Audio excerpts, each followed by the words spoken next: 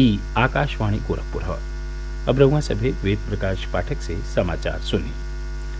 श्रीमती द्रौपदी मुर्मू आज देश का 15वां राष्ट्रपति के रूप में शपथ लेलें। संसद के केंद्रीय कक्ष में आयोजित एगो भव्य समारोह में प्रधान न्यायाधीश एन.वी. रमना उन्हें शपथ दियौलन। शपथ ग्रहण के बाद राष्ट्रपति अपने संबोधन में कहलिन कि भारतीय लोकतंत्र क यह खूबसूरती हो कि देश के दूर दराज के इलाकन के एगो गरीब महिला राष्ट्रपति बनल। भारत के सर्वोच्च संवैधानिक पद पर निर्वाचित करने के लिए मैं सभी सांसदों और सभी विधानसभा सदस्यों का हार्दिक आभार व्यक्त करती हूँ। आपका मत देश के करोड़ों नागरिकों के विश्वास की अभिव्यक्ति है। मैं भारत के समस्त नागरिकों की आशा, आकांक्षा और अधिकारों की प्रतीक इस पवित्र संसद से सभी देशवासियों का पूरी विनम्रता से अभिनंदन करता। राष्ट्रपति कहलिन कि पिछला कुछ बरिस में महिला सशक्तिकरण बदे कईल गईल फैसला और नीतियन के नाते देश में एगो नया ऊर्जा का संचार भइल हो। वहाँ के नया भारत का भावना और एक वैश्विक नेता के रूप में उभरले का उल्लेख करत कहलिन कि दुनिया के भारत से बहुत उम्मीद हो। राष्ट्रपति कहलिन कि अमृतकाल जौन स्वतंत्रता के 75वां बरिस के साथे शुरू होला भारत बदे नया संकल्प का समय हो। वहाँ के कहनी कि यह 25 बरिस में अमृतकाल के लक्षण के पौले का राय हो सबकर प्रयास और सबकर कर्तव्य। कारगिल विजय दिवस पर देशवासियों के बधाई देत श्रीमती मुर्मू कहलिन कि ये दिन सशस्त्र बलन के शौर्य का प्रतीक हो। राष्ट्रपति समावेशी विकास बदे समाज के वंचितन के उत्थान आ महिला लोगिन और नौजवानन के सशक्तिकरण के दिशा में काम कैले का संकल्प दोहरौने। शपथ ग्रहण समारोह के समापन के बाद राष्ट्रपति भवन के प्रांगण में तीनों सेना के ओर से राष्ट्रपति के गार्ड ऑफ ऑनर पेश कईल गई।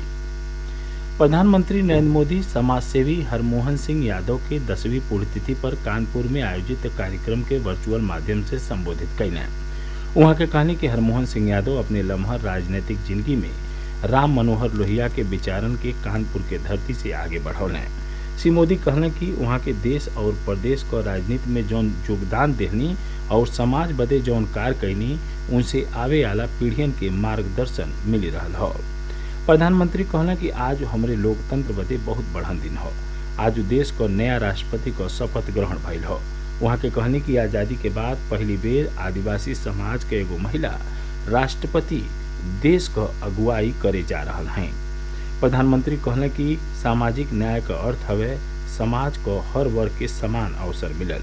वहाँ के कहनी कि दलित, पिछड़ा, आदिवासी, महिला, दिव्यांग जब आगे आई हैं तब वह देश आगे बढ़ी। मुख्यमंत्री योगी आदित्यनाथ आज पश्चिमी उत्तर प्रदेश में कांवड़ यात्रियन बदे कईल गईल इंतजाम को हवाई सर्वेक्षण कैलें।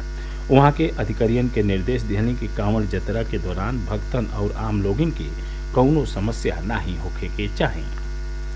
सावन महीना के दूसरका सोमवार पर आज शिव मंदिरन में जलाभिषेक बदे श्रद्धालुओं को भारी भीड़ हवे।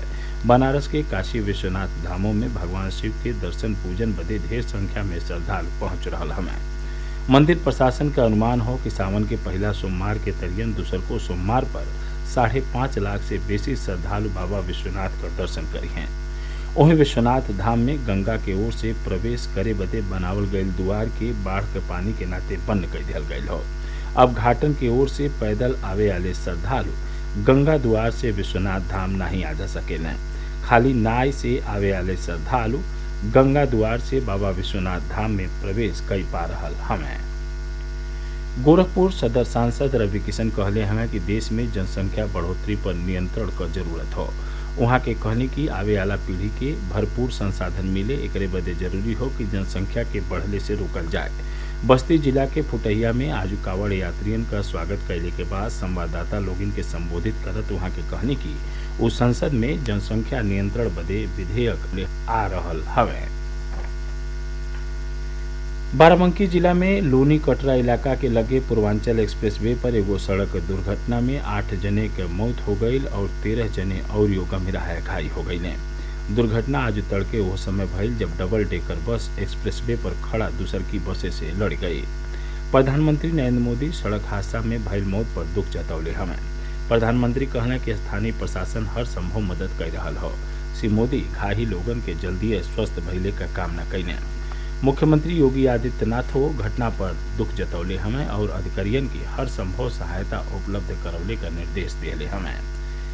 एक साथ ही समाचार बुलेटिन पूरा भइल। नमस्कार।